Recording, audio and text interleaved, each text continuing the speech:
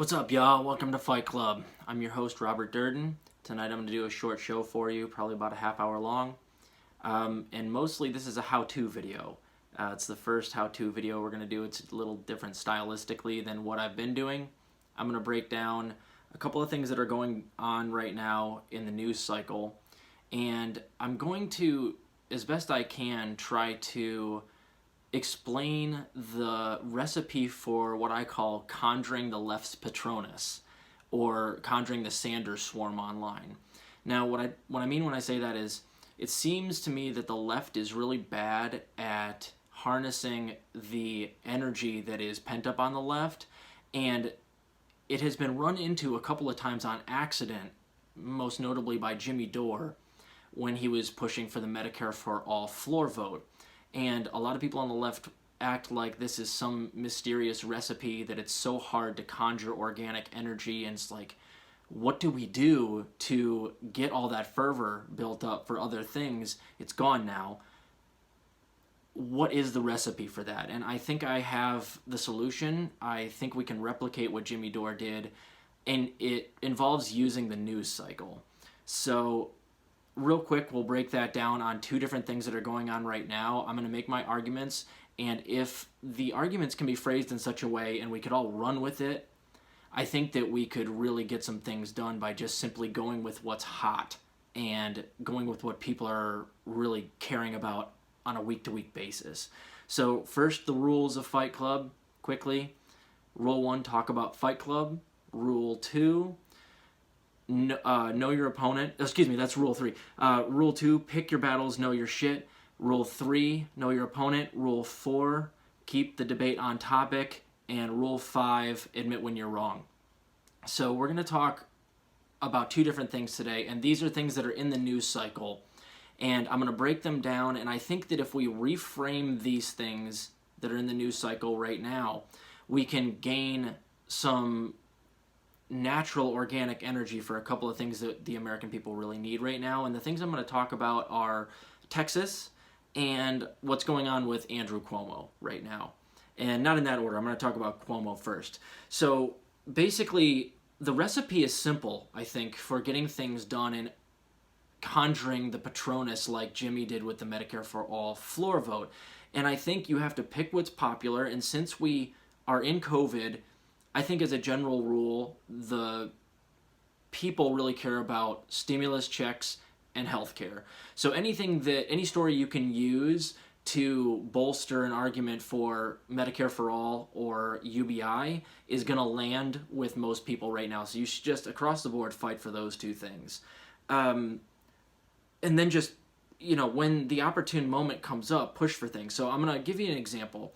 Andrew Cuomo is under fire right now for the terrible job that he did and is continuing to do in New York in response to COVID. And some really nasty details are coming to light about how he didn't do well with the initial response in nursing homes, leading to the deaths of like thousands of elderly residents. So he's in boiling water right now. He's in a lot of trouble. A lot of details are coming to light that are unflattering.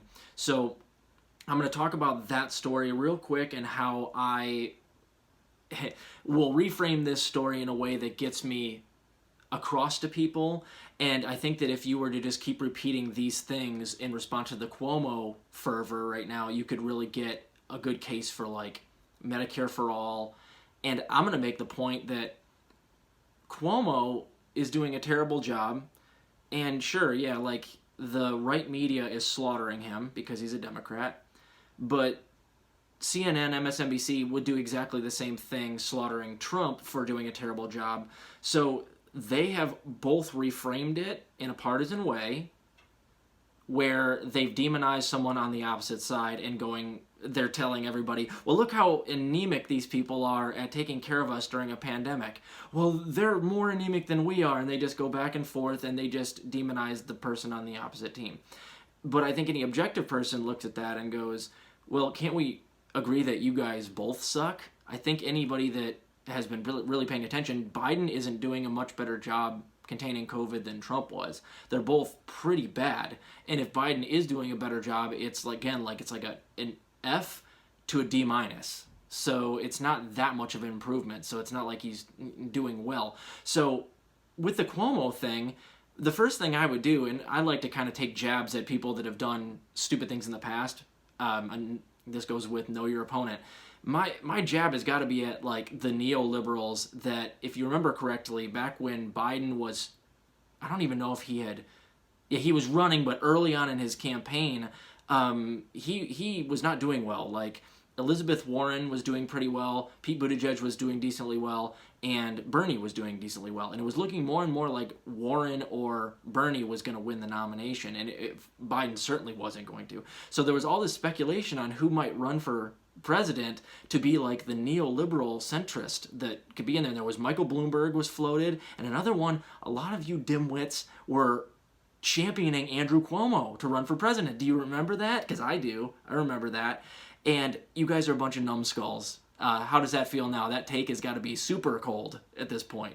So thank God you didn't get what you wanted, and Andrew Cuomo isn't president right now. Now that isn't to absolve Biden. He's not much better than Cuomo. But if you were the type of person that was touting Andrew Cuomo for president because they wanted somebody to step in and take out Warren or Bernie Sanders, how you feeling now? Andrew Cuomo is doing it just as bad of a job as Trump. So take that for what it's worth. Nice hot take you had back then. So beyond that, let's go back to substance here a little bit. Neither party is doing a very good job containing COVID. That's what you should take away objectively from this. Andrew Cuomo sucks. Yes. Joe Biden sucks. Yes. Trump sucked. So here's what Bernie would have done. Let's keep the debate on topic, right? If Bernie were president right now, he would have put the War Powers Act into effect, which would have allowed us to use the country's infrastructure to make masks for everybody and produce ventilators, which you can absolutely do that, and Bernie has been calling for that since the pandemic hit. Trump didn't do it, and neither has Biden. And if Bernie were president as well, you could bet your bottom dollar he'd be fighting for Medicare for all. He would probably have Medicare for all because, as we're going to talk about later, all you have to do is declare a state of emergency as the president, and you can give Medicare for all during the emergency. So we'd have Medicare for all. We'd have the War Powers Act going to produce everything we needed to fight the pandemic. I don't think Bernie would have gotten us a lockdown. He's not that far left, and I don't think he's that far dismissed from corporate interests where he can't be like convinced to do that. So I don't think he would have locked everything down, shut down the country. But he certainly would have gone for $2,000 UBI for the remainder of the pandemic, I'm convinced, and we would have Medicare for all. So that's the Democratic Socialist, and I would argue, and I have stated publicly since late February last year, that, and I'm a socialist, we should have shut down immediately for 2 to 3 weeks, found out everybody that was sick, you chain test, and while everybody's locked down, you just send them food to their door so they don't starve and everything they need, toiletries, everything like that. Numerous countries did stuff like this. South Korea is one of them, and they had something like 1,000 deaths from COVID, and of course a national mask mandate. But every country should have that done. So my point is that if the farther left that you go, usually you're going to have better outcomes in situations like this. And what I would have done, or what I would do now if I were king of the world, is I would do, or king of the United States, I would say, we're going to lock down for 6 weeks, find everybody that's sick, we're going to do Medicare for all right now, we're going to call this an emergency, a national emergency, and get everybody health care, and then you're just going to do what I said, give everybody what they need via mailing it to their doors so that they can lock down effectively for 6 weeks. We would emerge from that with almost zero COVID infection rates, as long as we could enforce it effectively.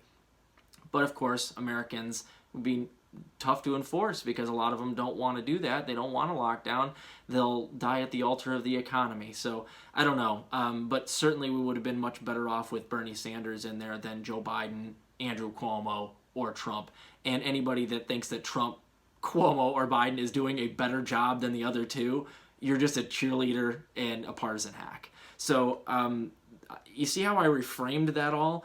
Andrew Cuomo's in the news.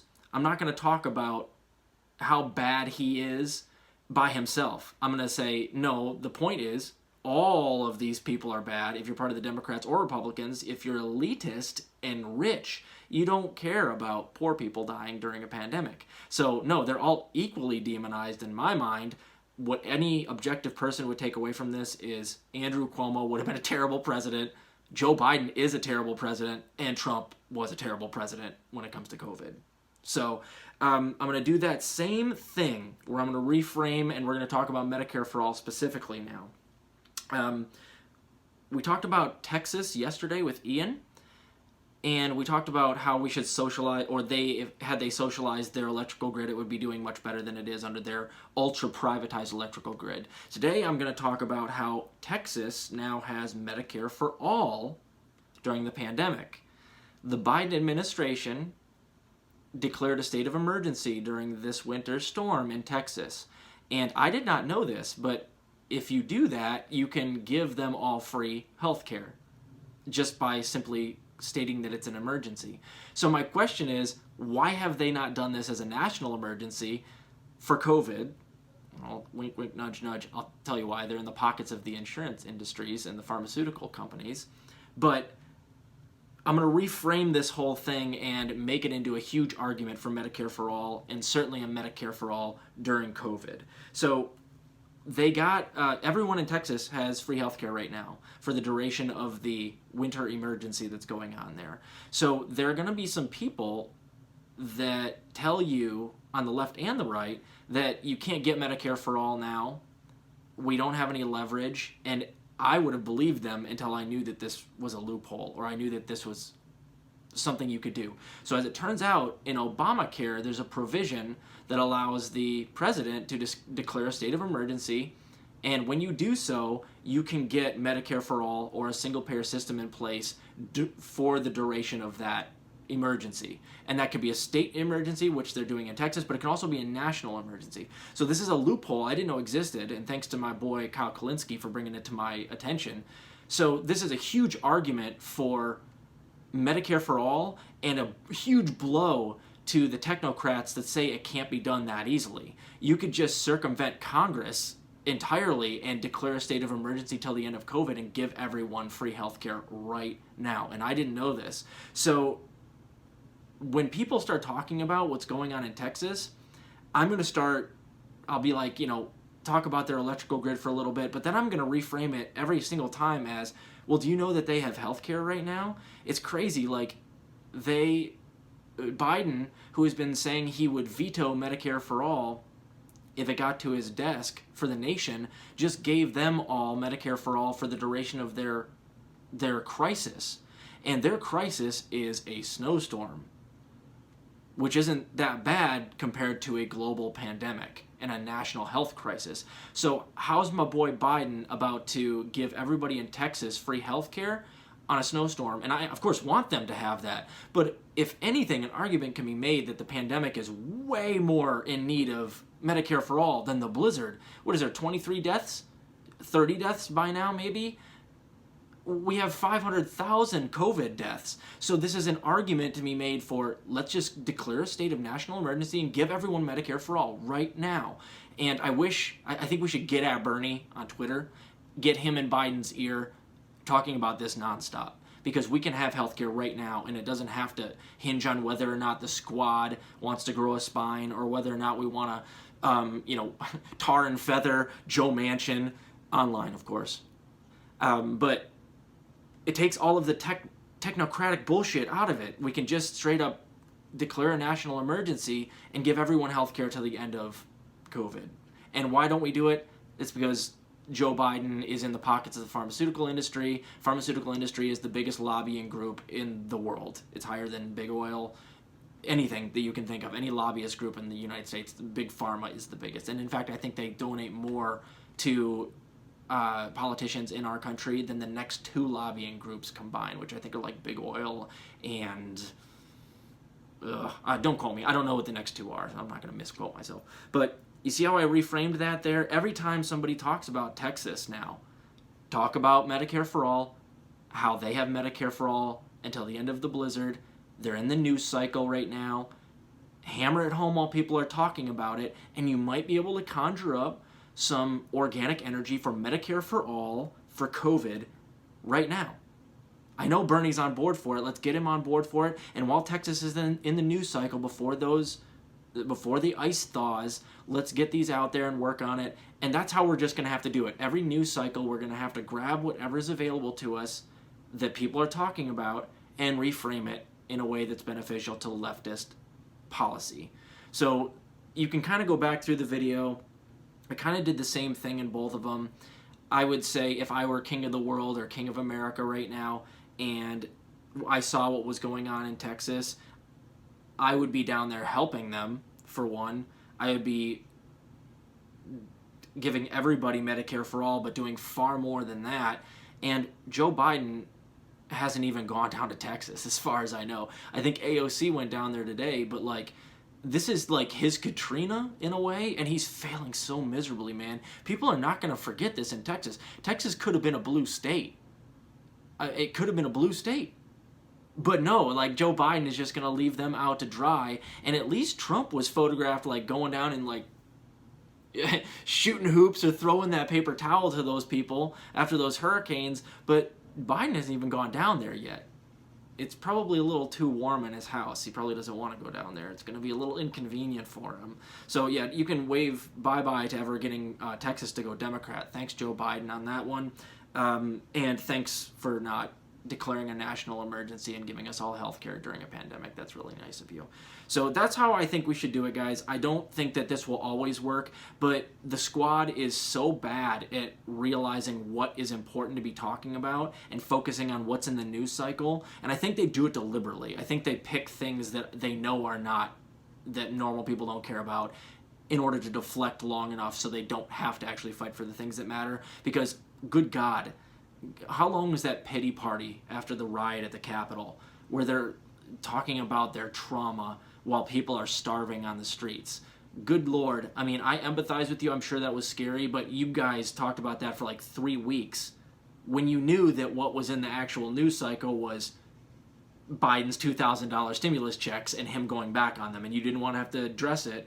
And if any one of you guys had just known how to ride the news cycle and battered him over and over again, maybe we'd have $2,000 stimulus checks. But the squad are terrible at that. Democrats obviously are horrible because they don't want to do that either. But if you notice what people are talking about, zero in on it and reframe it, I think you can do what Jimmy Dore did, but you have to get lucky sometimes. Like, there's no real recipe other than just trying to keep your finger on the pulse of what people find important and fighting for that over and over and over again, and take every popular story and reframe it on those things. So UBI, Medicare for all, $15 minimum wage, any of these things, especially now, and with the Cuomo thing, this just goes to prove what we've always said on the left. Yeah, Cuomo sucks, Trump sucks, Biden sucks. Do you see a pattern here? Perhaps the Republicans and the Democrats are more or less the same because their donors are the same, and they perform similarly because they're all capitalists to their core. So maybe it's time that we stop cheerleading for Cuomo and fighting Trump, or cheerleading for Trump and fighting Cuomo and just agree that they all suck and fight all of them. How about that?